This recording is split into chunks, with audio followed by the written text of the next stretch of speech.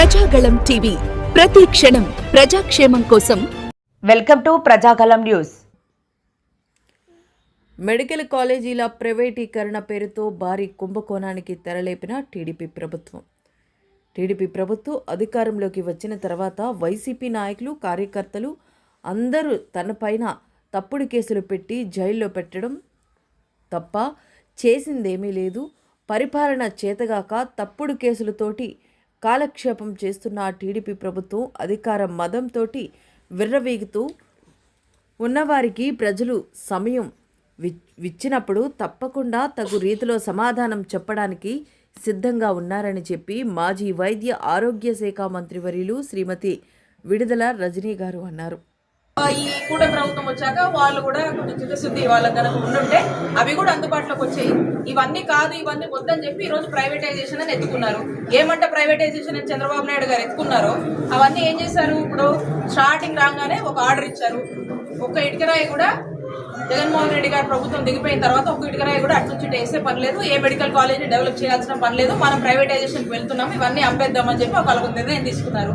దాన్నే మళ్ళీ బహిరంగంగా వాళ్ళ ప్రొసీజర్ ఏదైతే ఉందో ఆ విధంగానే చెప్తూ ప్రిపేర్ చేస్తూ వచ్చి ఇక ఇక్కడ మా మీద లేనిపోని నిందలు, మేము ఇంత ఇన్ఫ్రాస్ట్రక్చర్ చేసినా లేవు అని అలాంటి గోబెల్స్ ప్రచారాలు పుట్టించి వీటిని అమ్మేయడానికి ఒక స్కెచ్ చేసి ఒక పెద్ద స్కామ్ కి తెరలేపారు. మేము చిత్తశుద్ధితో ఈ 17 మెడికల్ కాలేజ్ అందుబాటులోకి తీసుకురావాలనేటువంటి గొప్ప ఆలోచన చేసి తీసుకొచ్చాము. దాంట్లో భాగంగా మా ప్రయత్నాలు అన్ని చేసాం. 5 ప్రారంభించాం. ప్రజలన్నీ కూడా చూశారు. 1,000 సంతకాల సేకరణ అనేటువంటి కార్యక్రమం చేపట్టాం. ఏమని?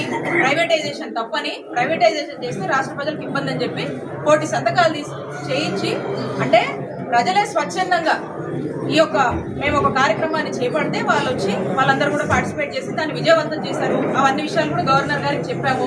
గవర్నర్ గారు చూసి పాజిటివ్ గా స్పందించారు. అయినా కూడా చంద్రబాబు నాయుడు గారికి, ఈ కూటమి ప్రభుత్వానికి ఇంత కూడా బుద్ధి రావట్లేదు. ప్రజలకు వీళ్ళు హాని చేస్తున్నారు, ప్రజలే తప్పు పడుతున్నారు. అయినా కూడా వాళ్ళ నిర్ణయాన్ని వాళ్ళు వెనక్కి తీసుకునేటువంటి పరిస్థితుల్లో లేరు. టెండర్లు కూడా మీరు చూశారు, ఎవరు పార్టిసిపేట్ చేయలేదు. మరి ఎవరో పార్టిసిపేట్ చేశారన్నారు, మరి వాళ్ళు మేము వేయలేదు, మాకు కాదని చెప్పి వాళ్ళే మాట్లాడినటువంటి పరిస్థితి.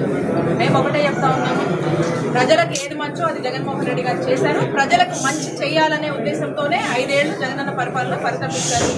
మీరు అన్నట్టుగా ఖచ్చితంగా నన్ను టార్గెట్ చేశారు, మా కుటుంబాన్ని టార్గెట్ చేశారు.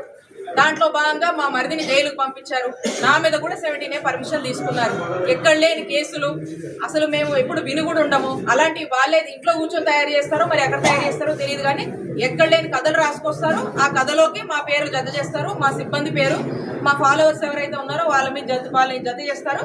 ఇక ఏదో కేసు కడతారు, కట్టి ఇక ఇబ్బంది పడి ఏమంటే కాన్స్టిట్యూన్సీలో తిరగద్దు, యాక్టివ్గా ఉండొద్దు, వైఎస్ఆర్ కాంగ్రెస్ పార్టీ తరఫున రిప్రజెంట్ చేయొద్దు. ఇది వీళ్ళు మమ్మల్ని రెడ్ బుక్ పేరుతో భయపెట్టాలని చూశారు. కానీ ఎవరు ఎక్కడ కూడా మా ధైర్యం చెడిపోలేదు. మేము వైఎస్ఆర్ కాంగ్రెస్ పార్టీకి, మా నాయకుడు జగన్మోహన్ రెడ్డి గారి వెంట ఉండి మా పార్టీని, మా నాయకుడు జగన్మోహన్ రెడ్డి గారు ఇంక్లూడింగ్ జోగి రమేష్ అన్నని ఇంత సఫర్ చేశారు.